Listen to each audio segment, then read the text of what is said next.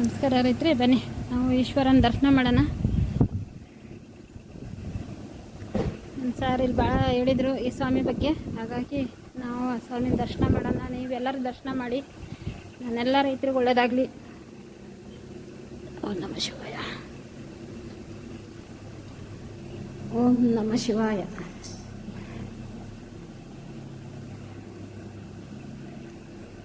ಈ ಒಂದು ಅದ್ಭುತ ಶಕ್ತಿ ಹೇಳಿದ್ದು ರೈತರು, ಹಾಗಾಗಿ ನೋಡಿ ಎಲ್ಲರೂ ನೀವು ದರ್ಶನ ತಗೊಳ್ರಿ. ಸ್ವಾಮಿದು ಪಾರ್ವತಿ ಪರಮೇಶ್ವರ ಇಬ್ಬರು ಒಂದೇ ವಿಗ್ರಹದಲ್ಲೇ ಇರೋದು ರೈತರು.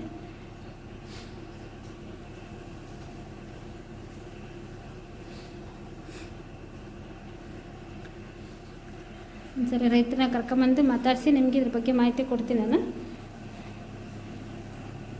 ಈ ಹಳೆ ದೇವಸ್ಥಾನ ಏನಿರ್ತವಲ್ಲ ತುಂಬ ಪವರ್ಫುಲ್ ಇರ್ತವೆ, ಶಕ್ತಿ ಜಾಸ್ತಿ ಇರುತ್ತೆ. ಹಾಗಾಗಿ ನೋಡಿ ರೈತರೆ, ಧನ್ಯವಾದ. ಸ್ವಾಮಿ ಓಂ ನಮಃ ಶಿವಾಯ. ಅದೇ ಸರ್, ಇಲ್ಲ ಮಣ್ಣು ಒಳ್ಳೆ ಭೂಮಿ ಭಾಳ ಚೆನ್ನಾಗೈತೆ. ಯಾಕಂದ್ರೆ ನೀವು ಆರ್ಗಾನಿಕ್ ಮಾಡಿರೋದ್ರಿಂದ ನೋಡ್ರಿ, ಬರೋ ಬೀಜ ಬಿದ್ದಿರೋ ಬೀಜನೇ ಶೇಂಗಾ ಎಷ್ಟು ನೀಟಾಗಿ ಹುಟ್ಟೈತೆ. ಇದಕ್ಕೆ ಗಿಡಗಳು ಕುಂತ್ರೆ ಹೆಂಗ ಆಗ್ಬೋದ್ರಿ ನಮ್ಗೆ ಅಂತೇಳಿ ನಾವು ಮಾತಾಡಿ, ಅದೇ ಸರ್ ಇದಕ್ಕೆ ನಾವು ಮಾರ ಹೋದಿ ಮೇಡಮ್, ಅದಕ್ಕೆ ಮಾರ್ಗದರ್ಶನ ಕೊಡ್ತೇವೆ.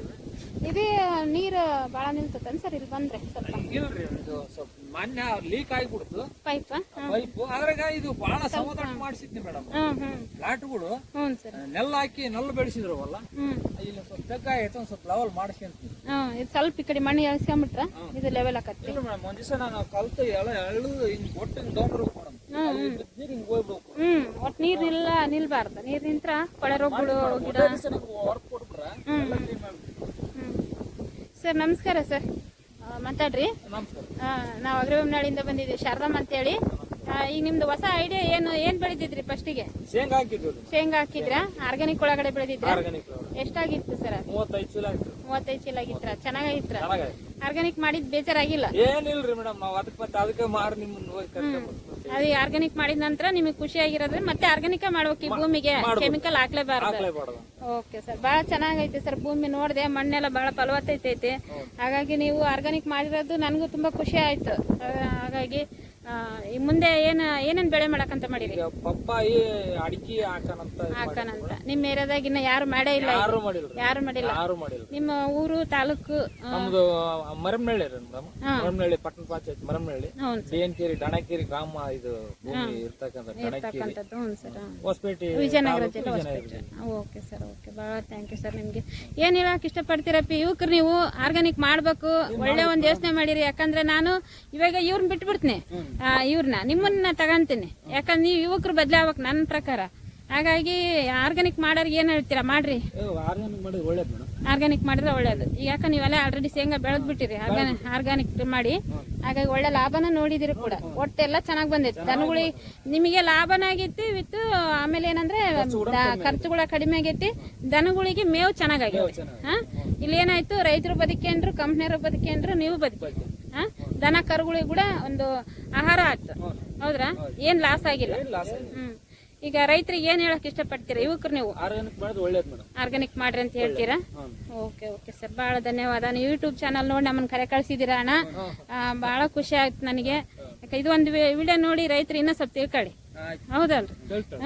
ಅದಕ್ಕೋಸ್ಕರ ಇವರೆಲ್ಲ ನೋಡಿ ರೈತರು ಇಷ್ಟೆಲ್ಲ ಸಗಣಿ ಗೊಬ್ಬರ ಎಲ್ಲ ಏರ್ಸ್ಕೊಂಡಿದ್ದಾರೆ. ಇದಕ್ಕೆಲ್ಲ ಹರಡ್ಬಿಟ್ಟು ಮತ್ತೆ ಈಗೆಲ್ಲ ಸಾಲೆಲ್ಲ ಮಾಡ್ಕೊಂಡು ಪಪ್ಪಾಯಿ, ಅಡಿಕೆ ನಾಟಿ ಮಾಡ್ತಾರೆ.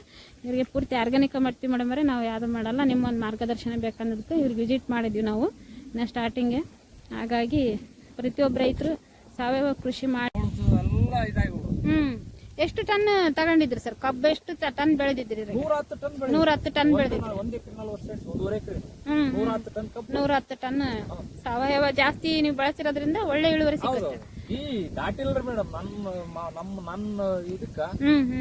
ಅಕ್ಕಪಕ್ಕದಾರ ಯಾರು ಕಬ್ಬು ನಮ್ ಬೆಳೆದ್ರೆ ದಾಟಿಲ್ಲ ಯಾರು ನೋಡ್ರಿ. ಒಳ್ಳೆ ಒಂದು ಮಾಹಿತಿ. ಇಲ್ಲ, ಧೈರ್ಯ ನೋಡ್ರಿ, ಧೈರ್ಯನ ಕಾರಣ ಏನಂದ್ರೆ ರೈತರಿಗೆ ಒಂದು ಹಿಂಗೆ ಬೆಳಿಬೇಕನ್ನೋದು ಬರ್ಬೇಕು ಅವ್ರಿಗೆ. ನೋಡ್ರಿ ಸರ್, ಮತ್ತೆ ಇಲ್ಲ ಒಳ್ಳೆ ಯೋಚನೆ ಮಾಡಿದಿರಾ. ಇದ್ರಾಗ ದೀರ್ಘ ಒಂದು ಬೆಳೆ ಮಾಡೋದ್ರಿಂದ ಮುಂದೆ ಮಕ್ಕಳಿಗೆ ಅನುಕೂಲ ಆಕತಿ. ಮಾಡ್ಕೊಂಡು ಹೋಗ್ರಿ ಸರ್, ಒಳ್ಳೇದಾಗ್ಲಿ ಎಲ್ಲ. ನೋಡಿದ್ರೆ ರೈತರಿಂದ ರೈತರಿಗೆ ಇಷ್ಟು ಮಾಹಿತಿ ಇರುತ್ತೆ ಮಾಡಿಕೊಡೋಣ ಸರ್ ಖಂಡಿತ. ನಾನು ಇರೋದೇ ನಿಮಗೋಸ್ಕರ ಸರ್, ರೈತರಿಗೋಸ್ಕರನೇ ಇರೋದು. ಯಾಕಂದ್ರೆ ನಿಮಗೆ ಒಳ್ಳೇದಾಗ್ಲ ಅನ್ನೋ ಕಾರಣ ಬಿಟ್ಟರೆ ಬೇರೆ ಏನಿಲ್ಲ. ಇರುತ್ತೆ ಇದು ಎಲ್ಲ ಗೊಬ್ಬರನೆಲ್ಲ ಹರಡ್ತಾರೆ ಇವರು, ಹರಡ್ಬಿಟ್ಟು ಎಲ್ಲ ಹರ್ಕೊಂಡು ಡ್ರಿಪ್ ಮಾಡ್ಕೊಂಡು ಡ್ರಿಪ್ಪಲ್ಲೇ ಕೊಡೋಂಥ ಔಷಧಿಗಳು ಆರ್ಗಾನಿಕ್ ಎಲ್ಲ ಮಾಡ್ಕೊತಾರೆ ಇವರು. ಹಾಗಾಗಿ